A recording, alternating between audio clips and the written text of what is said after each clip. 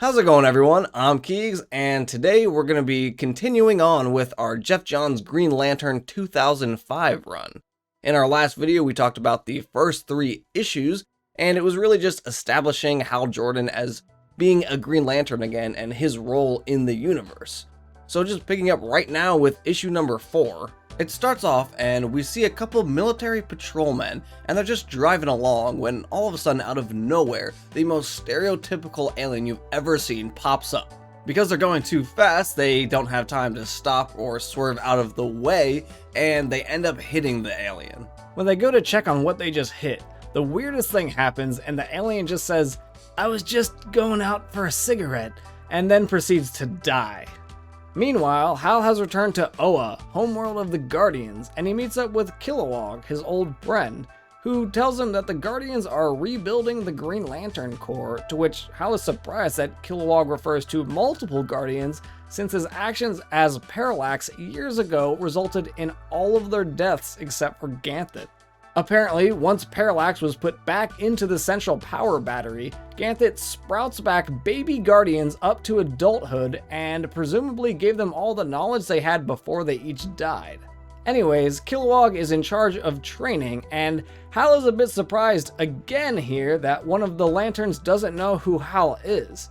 Kilowog tells him, though, that there are hardly any old Lanterns left, and most of them are just brand new recruits, so they won't even know what Hal did previous to their time in the Corps. To which Hal is basically just grateful that he can get a fresh start again, and the entire Corps doesn't hate him anymore. The new recruits are kind of making fun of Earthmen since they view him as primitive, and Kilowog makes jokes that Hal's an American, to which the crowd all laughs, which is possibly the most unrealistic thing in the whole universe. No way an alien would know a specific territory within Earth of which they consider to be a really backwater planet that nobody goes to. But to prove that Earthmen are badass, Hal challenges Kilowog to a fight in the mud pit, but during the fight, Hal gets a cryptic telepathic message that basically says, "You aren't going to believe what they've done, they're back." And almost at the exact same time, he gets a message from General Stone saying that he's in need of a Green Lantern's help right now.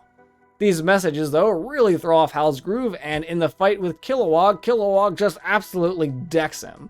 So who would win in a fight between the two? The world may still never know. Hal shows up to the lab on Earth and analyzes the alien, only to find that it's actually human. Just a human that's evolved 50,000 years in the evolutionary chain. At the same time, Stone gets a call from the warden at Belle Reve, who says Hector Hammond has a message for Hal.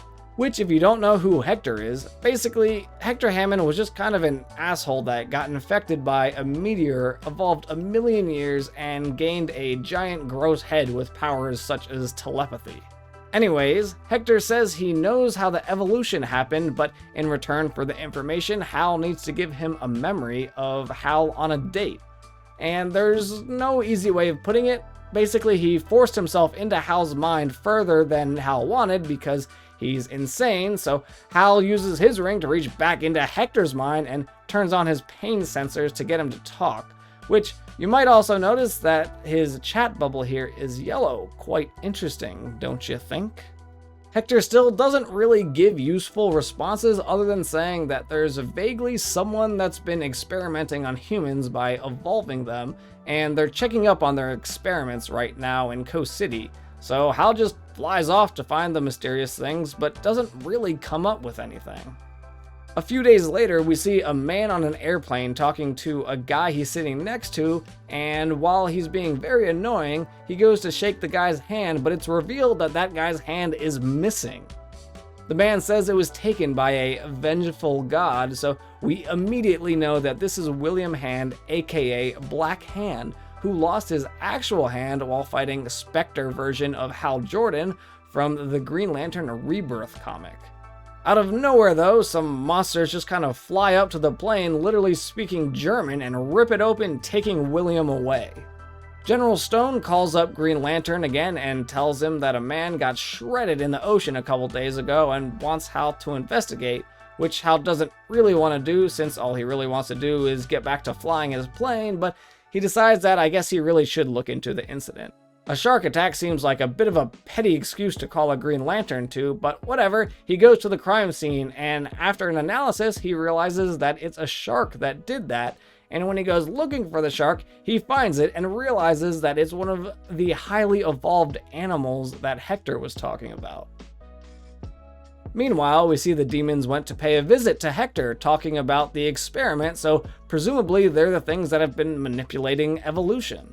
At one point, Hal tries to charge his ring with his battery, and the giant shark just kind of like bites it and breaks it almost, and I didn't realize that they were so easy to break, but apparently so. While Hal is fighting the shark, his ring lets him know that there's a tracker inside of it, but the evolutionarily evolved shark is using some sort of psycho mind trick on him, causing him to feel occasional fear, so his ring works less effectively. Eventually though, during the fight, a bunch of the monsters start jumping all over Hal and just drag him away. Black Hand randomly shows up in some garden with no memory of how he got there, and his hand starts glowing purple, or where his hand would have been if it wasn't missing. He sees a hospital and walks into it, causing everyone in his vicinity to die, which starts to restore his hand actually. Sometime later though, Hector uses his telepathy to tell Hal to wake up, and he had passed out while being dragged away by those monsters. His ring tells him that they're technically gremlins is what those monsters are called, and they're scientists from Sector 2812 from a planet called Krolot. It's then revealed that they've been dissecting Hector too, which is pretty gnarly because half his head's missing. Weakened, Hal stands up only to be blasted with an energy beam by Black Hand. How did he get there? I have no idea. I couldn't find anything in any of the comics to show me how he got there all of a sudden, because a second ago he was in a hospital. But anyway, he's there now.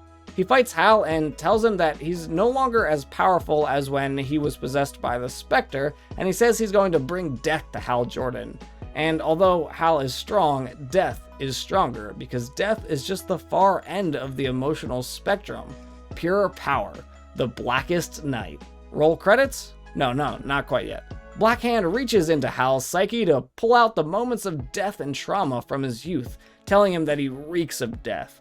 No one else gets a second chance at life, so neither should he. Hal fires back though at William, saying he keeps talking about how powerful death is, but without life there is no death, and cuts his hand off again. He ends up knocking Black Hand around a bit until Hand just keeps murmuring that black is the color and it's the most powerful thing and it's his color, and at this point he's basically just a madman that's been babbling. The end of the arc does tie up my most burning question though, and it lets you know why the gremlins are speaking German. Hal runs into two lanterns, Tagort and Veniz, who tells him that the language is actually native to Krolot, which was just brought over to Earth. So, fun fact, German in this universe is actually an alien language. Epilogue. Hector Hammond sits in a water-filled tube. Next to him, the head of Manhunter 2.0 speaks to no one in particular, that no man escapes the Manhunters. Hector talks about when the gremlins cut him up. They didn't just study, they altered, and now something is, well, different. So that's pretty much going to wrap up the Gremlin arc, and I don't know about you, but to me, this arc felt just a little all over the place, and I feel like it might have been a little bit on the filler side just because in the greater DC universe, Infinite Crisis is about to happen, which is really going to shake things up in the universe, but I hope you still enjoyed this, and I will catch you next time, hopefully to continue on Hal Jordan's journey as the Green Lantern.